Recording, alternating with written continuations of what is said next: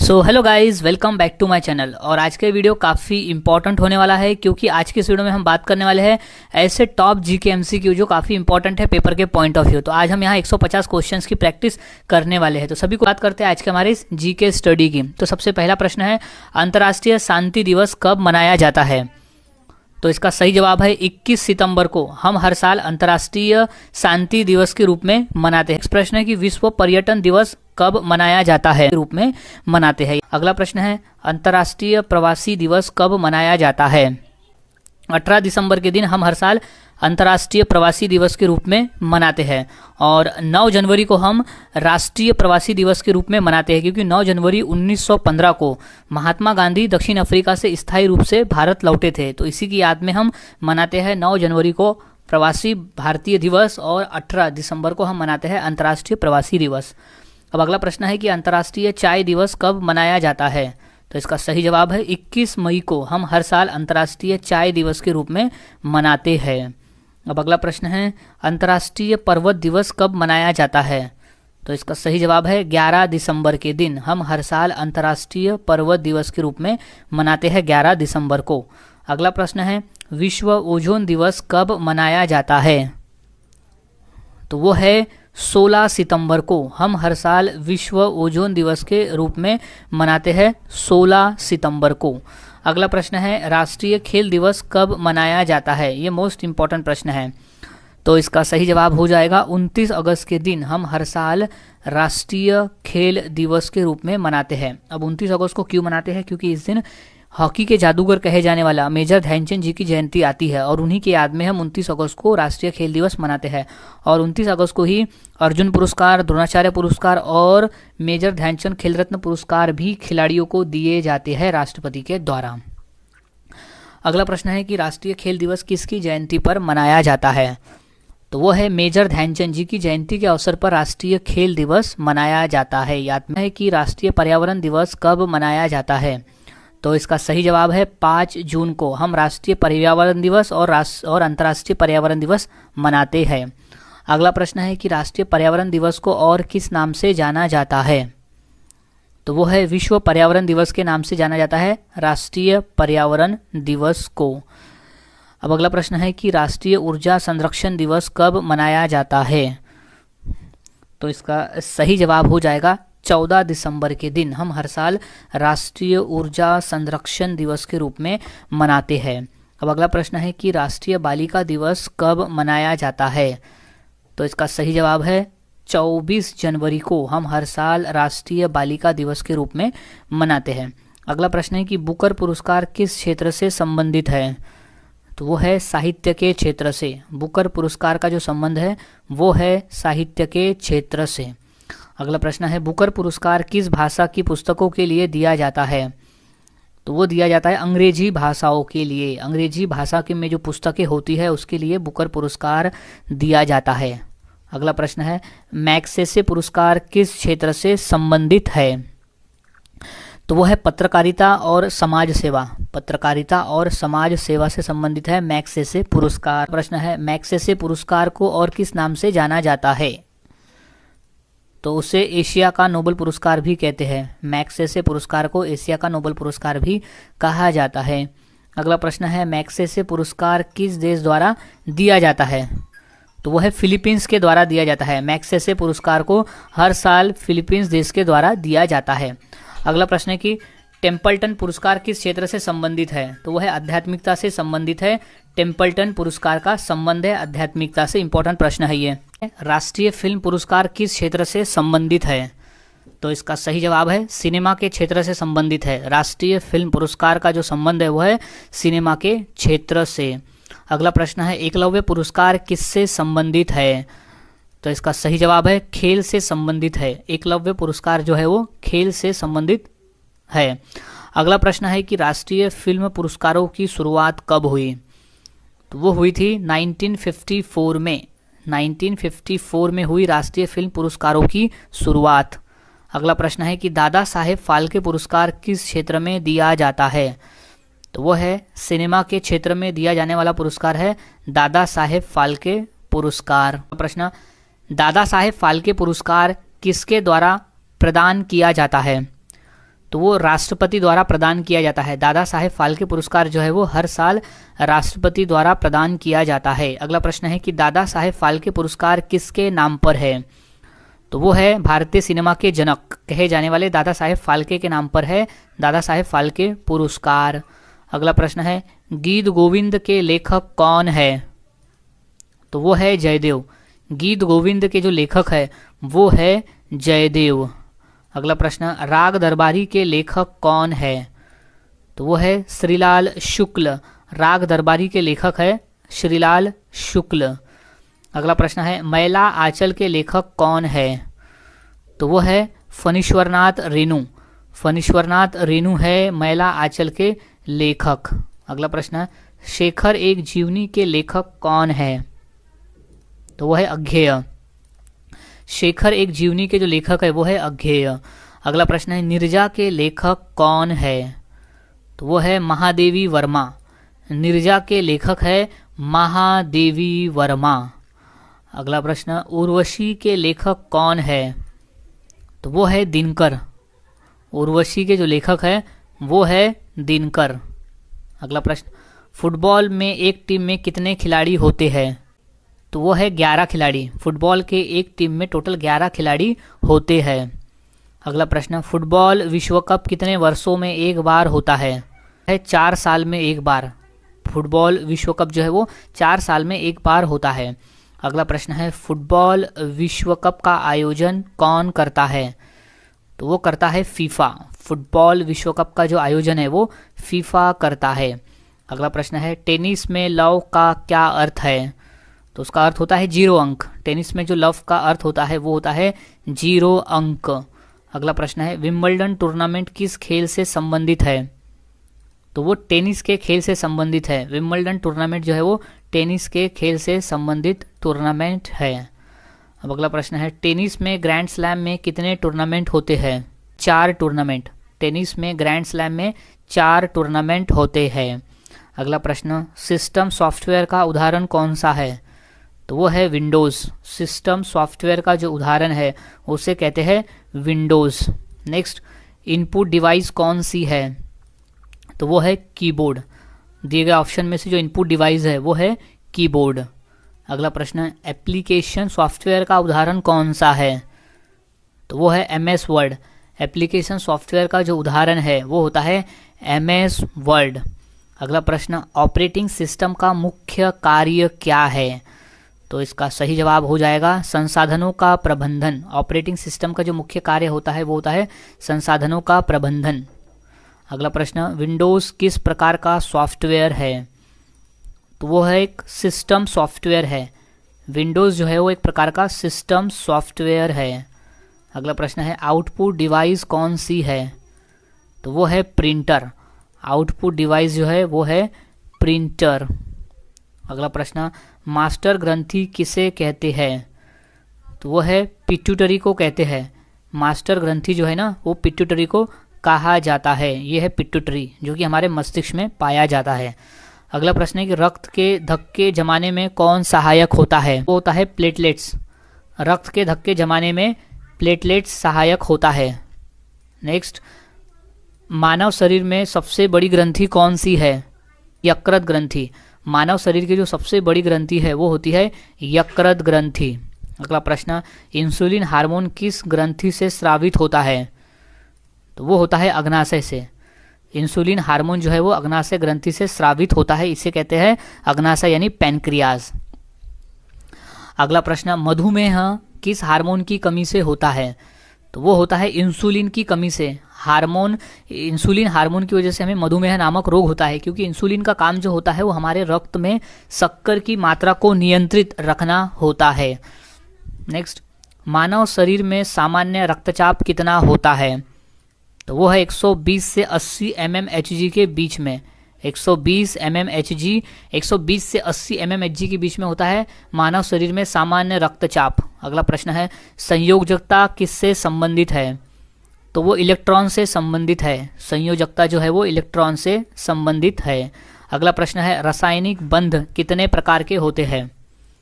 तो वो होते हैं 4 प्रकार के। रासायनिक बंध जो है वो 4 प्रकार के होते हैं। अगला प्रश्न है आयनिक बंध किसके बीच बनता है? तो वो धातु व अधातु के बीच में बनता है। आयनिक बंध जो है वो धातु व अधातु के बीच में बनता है। अगला प्रश्न है सहसंयोजक बंध किसके बीच बनता है? तो वो बनता है अधातु और अधातु के बीच में, नॉन मेटल और नॉन मेटल के बीच में बनता है सहसंयोजक बंध। अगला प्रश्न अम्ल का स्वाद कैसा होता है? तो अम्ल का स्वाद जो है वो खट्टा होता है। अम्ल का स्वाद खट्टा होता है। ये हमारा पीएच स्केल है। पीएच स्केल में जो 7 होता है वो न्यूट्रल होता है, फिर 7 के नीचे अगर हम आते हैं तो वो एसिडिक होता है, और 7 के ऊपर हम जाते हैं तो वो अल्कलाइन होता है। तो अम्ल जो है वो 0 से लेकर 6 यानी 7 बोल सकते हैं, 0 से लेकर 6 तक वो होता है खट्टा, जो कि एसिडिक होता है पीएच स्केल में। नेक्स्ट क्वेश्चन है कि क्षार का स्वाद कैसा होता है? तो क्षार जो है वो स्वाद में कड़वा होता है। तो क्षार की जो रेंज होती है वो पीएच स्केल में होती है 8 से लेकर 14 तक। इसके बीच में अगर पीएच स्केल दिखाता है तो वो क्षार है, और उसका जो स्वाद है वो कड़वा होता है। नेक्स्ट है कि सबसे कम घर्षण किसमें होता है? तो वो है लुढ़कने वाला घर्षण। सबसे कम घर्षण जो है वो लुढ़कने वाला घर्षण है। अगला प्रश्न दर्पणों में प्रतिबिंब बनने का नियम किस पर आधारित है? तो वो परावर्तन पर आधारित है। दर्पणों में प्रतिबिंब बनने का जो नियम है वो परावर्तन पर आधारित है। अगला प्रश्न है कि प्रकाश की चाल निर्वात में कितनी होती है? तो वो होती है 3 × 10⁸ मीटर पर सेकेंड होता है प्रकाश की चाल निर्वात में। अब अगला प्रश्न है कि उत्तल दर्पण हमेशा कैसा प्रतिबिंब बनाता है? तो वो आभासी प्रतिबिंब बनाता है। उत्तल दर्पण जो है वो हमेशा आभासी प्रतिबिंब बनाता है। अगला प्रश्न है कि अवतल दर्पण कैसा प्रतिबिंब बनाता है? तो वो वास्तविक व आभासी दोनों, वास्तविक भी और आभासी दोनों प्रतिबिंब बनाता है अवतल दर्पण। अगला प्रश्न है कि मानव नेत्र में प्रतिबिंब कहाँ बनता है? तो वो रेटिना में बनता है। मानव नेत्र में जो प्रतिबिंब है वो रेटिना में बनता है। अगला प्रश्न है शून्य देशांतर रेखा किस देश से होकर गुजरती है? तो वो इंग्लैंड से होकर गुजरती है। शून्य देशांतर रेखा जो है वो इंग्लैंड से होकर गुजरती है। अगला प्रश्न है कि अंतर्राष्ट्रीय तिथि रेखा मुख्यतः किस महासागर में स्थित है? तो वो है प्रशांत महासागर में। अंतर्राष्ट्रीय तिथि रेखा जो है वो मुख्य रूप से प्रशांत महासागर में स्थित है।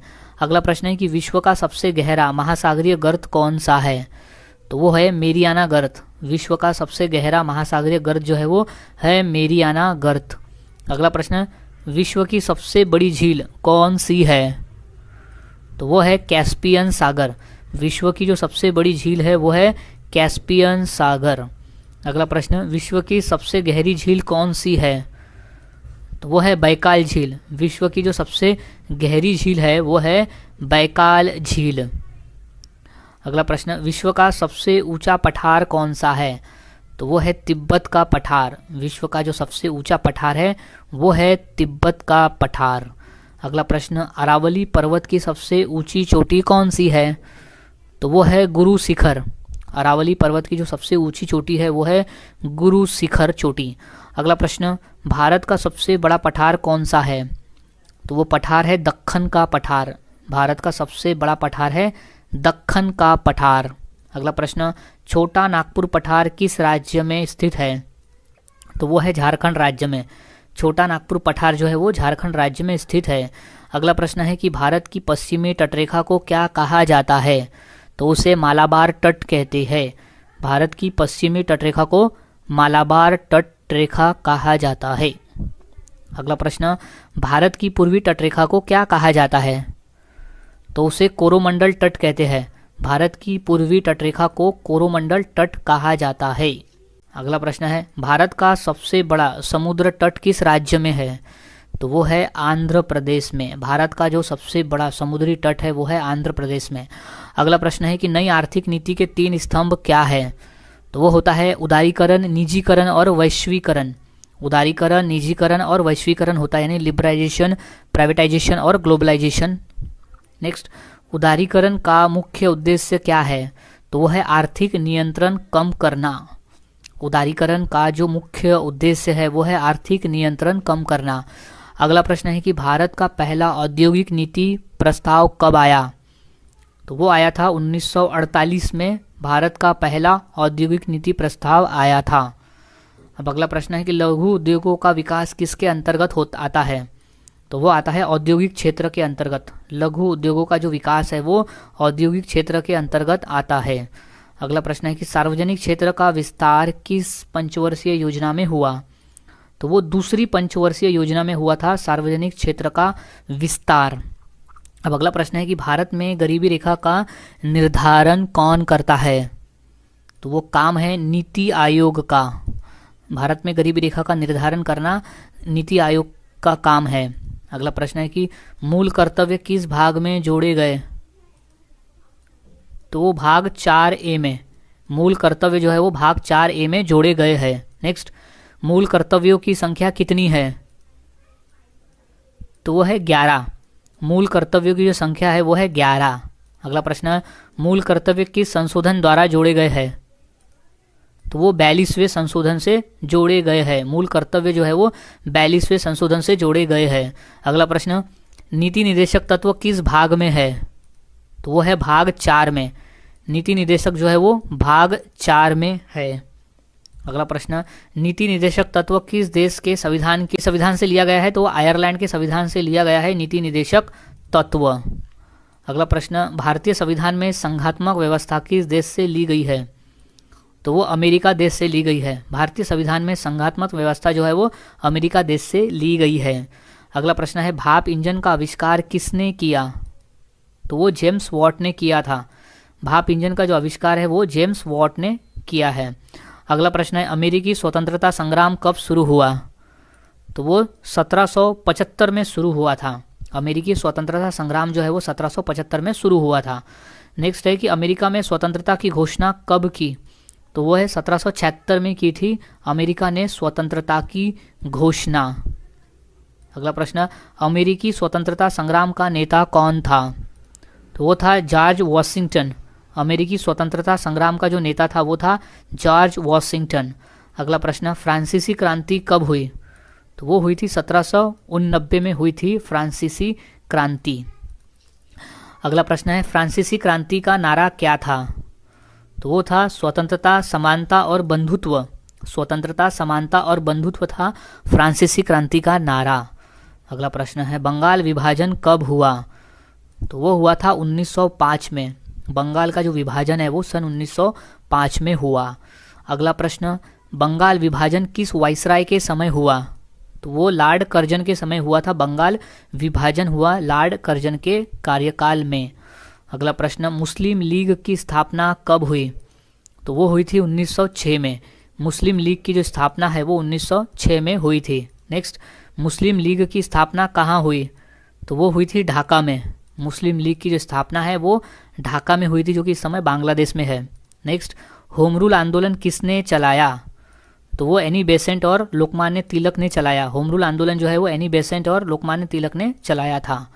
अगला प्रश्न, गांधी जी भारत से कब लौटे? तो वो 1915 में लौटे थे। गांधी जी भारत से 1915 में लौटे थे, यानी 9 जनवरी 1915 को लौटे थे। नेक्स्ट, अकबर ने किस धर्म की स्थापना की? तो वो दीन ए इलाही की स्थापना की थी। अकबर ने दीन ए इलाही की स्थापना की थी। नेक्स्ट, इबादत खाना कहाँ स्थित था? तो फतेहपुर सीकरी में स्थित था। इबादत खाना जो है वो फतेहपुर सीकरी में स्थित था, जिसका निर्माण मुगल शासक अकबर ने किया था। अब अगला प्रश्न है अकबर के नवरत्नों में कौन शामिल नहीं था? तो वो मलिक कफूर शामिल नहीं था, क्योंकि मलिक कफूर जो है वो अलाउद्दीन खिलजी के शासनकाल में था, जबकि बीरबल, तानसेन और अबू फजल ये तीनों जो थे वो अकबर के नवरत्न में शामिल थे। अगला प्रश्न है अकबरनामा किसने लिखा? तो अकबरनामा जो है वो अबुल फजल ने लिखा है। याद में रख लेना है, अकबरनामा जो है वो अबुल फजल द्वारा लिखा गया है। अगला प्रश्न है कि जहांगीर की पत्नी कौन थी? तो वो थी नूरजहां। जहांगीर की पत्नी थी नूरजहां। अगला प्रश्न है ताजमहल का निर्माण किसने करवाया था? तो वो मुगल शासक शाहजहां ने करवाया था ताजमहल का निर्माण आगरा में। अगला प्रश्न, चंद्रगुप्त मौर्य के गुरु कौन थे? तो वो थे चाणक्य। चंद्रगुप्त मौर्य के गुरु थे चाणक्य, जिनका अन्य नाम विष्णुगुप्त और कौटल्य भी था। अगला प्रश्न है अशोक ने किस युद्ध के बाद बौद्ध धर्म को अपनाया था? तो वो कलिंग के युद्ध के बाद में सम्राट अशोक ने बौद्ध धर्म को अपना लिया था। अगला प्रश्न है कि अशोक के शिलालेख किस भाषा में है? तो वह भाषा है प्राकृत भाषा। अशोक के जो शिलालेख है वो प्राकृत भाषा में लिखे गए हैं। अगला प्रश्न, सांची का स्तूप किसने बनवाया था? तो वो थे सम्राट अशोक ने सांची का स्तूप बनवाया था, जो कि मध्य प्रदेश में स्थित है। अगला प्रश्न, मेगस्थनीज किसके दरबार में आया था? तो वो चंद्रगुप्त मौर्य के दरबार में आया था मेगस्थनीज। निकेटर सेल्यूकस का वो यूनानी राजदूत था मेगस्थनीज। अगला प्रश्न है कि इंडिका नामक पुस्तक किसने लिखी? तो वो लिखी थी मेगस्थनीज ने। इंडिका नामक पुस्तक जो है वो मेगस्थनीज द्वारा लिखी गई पुस्तक है। अगला प्रश्न है कि टेलीविज़न का आविष्कार किसने किया? तो वह है जॉन लॉगी बेयर्ड नामक साइंटिस्ट ने टेलीविज़न का आविष्कार किया था। अगला प्रश्न है कि एक्सरे का आविष्कार किसने किया? तो वो रोटेंजन ने किया था एक्सरे का आविष्कार, रोटेंजन। अगला प्रश्न है कि डायनामाइट का आविष्कार किसने किया? तो वो है अल्फ्रेड नोबेल ने किया था डायनामाइट का आविष्कार। मोस्ट इंपॉर्टेंट प्रश्न है, याद में से रख लेना है। और अल्फ्रेड नोबेल के नाम पर ही नोबेल पुरस्कार दिए जाते हैं स्वीडन देश के द्वारा। अगला प्रश्न है कि बैरोमीटर का आविष्कार किसने किया? तो है टॉरिसेली ने किया था। बैरोमीटर का आविष्कार जो है वो टॉरिसेली ने किया था दबाव मापने के लिए। अगला प्रश्न है कि परमाणु बम का आविष्कार किसने किया? तो है जे रॉबर्ट ओपनहाइमर ने। जे रॉबर्ट ओपनहाइमर ने किया था परमाणु बम का आविष्कार। अगला प्रश्न है पेनिसिलिन का आविष्कार किसने किया? तो वह एलेक्जेंडर फ्लेमिंग ने किया था पेनिसिलिन का आविष्कार, एलेक्जेंडर फ्लेमिंग नामक वैज्ञानिक ने। नेक्स्ट क्वेश्चन है भारत का पहला हवाई जहाज कब आया? तो इसका सही जवाब है 1911 में। भारत का जो पहला हवाई जहाज है वो आया था 1911 में। अगला प्रश्न है भारत की पहली महिला राष्ट्रपति कौन थी?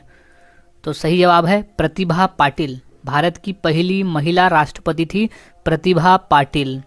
अगला प्रश्न, भारत का पहला सोलर पावर स्टेशन कहाँ बना? तो वो बना था गुजरात में।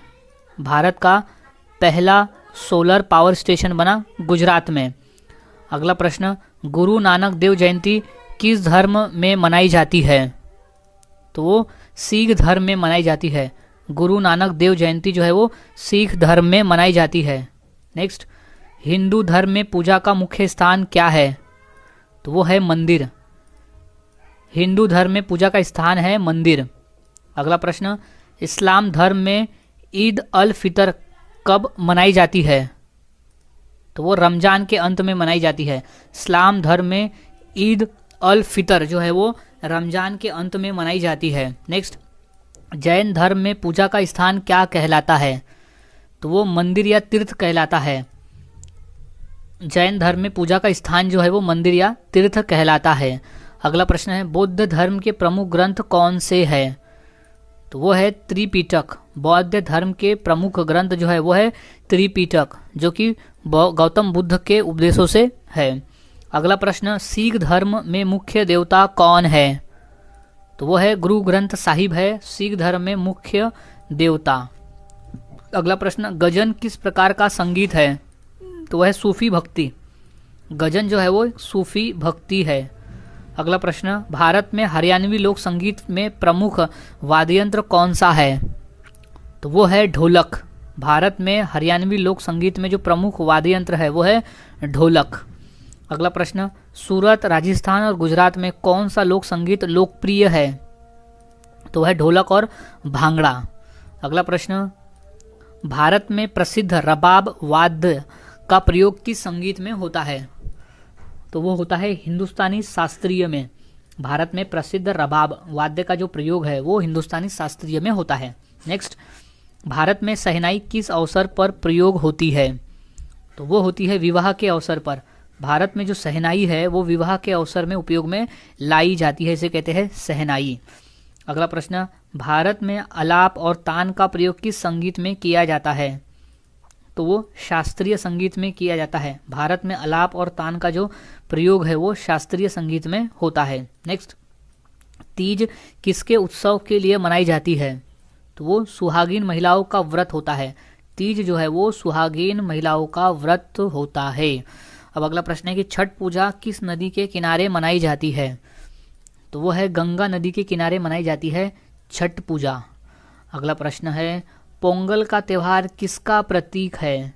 तो वो प्रतीक है सूर्य देव का। पोंगल का जो त्यौहार है वो सूर्य देव का प्रतीक है। अगला प्रश्न है कि नवरात्रि के दौरान कौन सा नृत्य प्रसिद्ध है? तो वो है गरबा, जिसे डांडिया भी कहते हैं।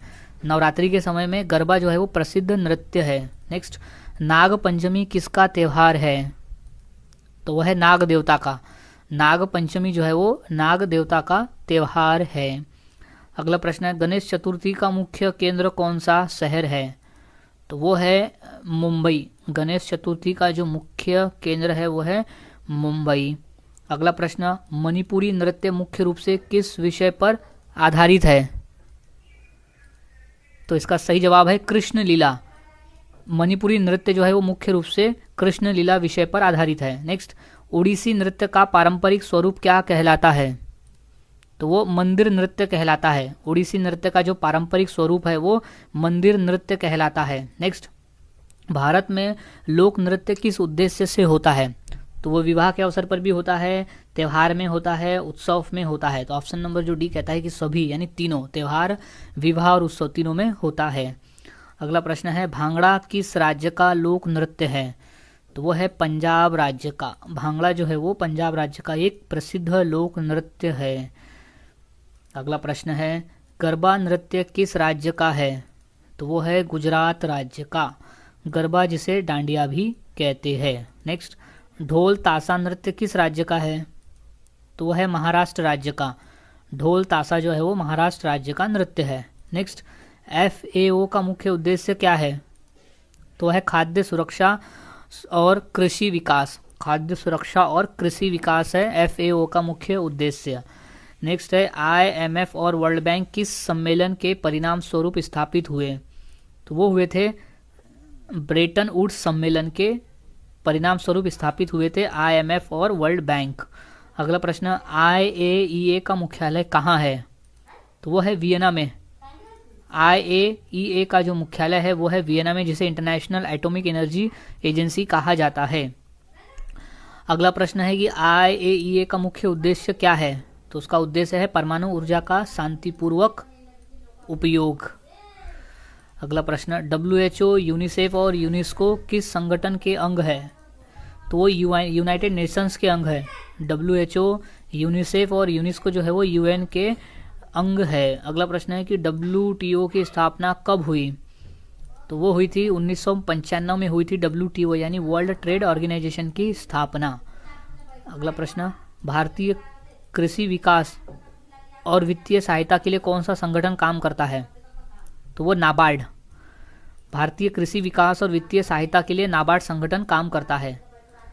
अगला प्रश्न है भारत में ऊर्जा नियामक आयोग का मुख्य कार्य क्या है? तो वो है बिजली और ऊर्जा क्षेत्र के नियामक में। यह इंपॉर्टेंट प्रश्न है। अब नेक्स्ट क्वेश्चन है कि भारत में रेलवे सुरक्षा बल यानी RPF, रिजर्व पुलिस फोर्स का मुख्य कार्य क्या है? रेलवे पुलिस फोर्स, तो वह है रेलवे संपत्ति और यात्रियों की सुरक्षा। रेलवे संपत्ति और यात्रियों की सुरक्षा है RPF का कार्य। नेक्स्ट है कि भारत में राष्ट्रीय आपदा प्रतिक्रिया बल यानी NDRF का मुख्य कार्य क्या है? तो वह है प्राकृतिक आपदाओं और आपातकालीन स्थिति में बचाव कार्य। अगला प्रश्न है भारत में वैज्ञानिक और औद्योगिक अनुसंधान के लिए कौन सा संगठन है? तो वह है CSIR। CSIR है वैज्ञानिक और औद्योगिक अनुसंधान के लिए संगठन। अगला प्रश्न है कि भारत में राष्ट्रीय सुरक्षा गार्ड किस लिए प्रसिद्ध है? तो NSG जो है वो आतंकवाद और आतंकवाद विरोधी अभियान के लिए प्रसिद्ध है। NSG यानी national security guard. So guys, आज के वीडियो में हमने 150 क्वेश्चंस की प्रैक्टिस की जो काफ़ी इंपॉर्टेंट थे पेपर के पॉइंट ऑफ व्यू। तो यहाँ सभी क्वेश्चन के आंसर को अच्छी तरह से याद में रख लेना है क्योंकि सभी क्वेश्चन इंपॉर्टेंट है। सो मिलता हूँ ऐसे ही और नए जीके क्वेश्चंस के साथ अगले वीडियो में। तब तक के लिए चैनल के साथ बने रहे, वीडियोस को देखते रहे और इसी तरह से जीके की प्रैक्टिस करते रहे।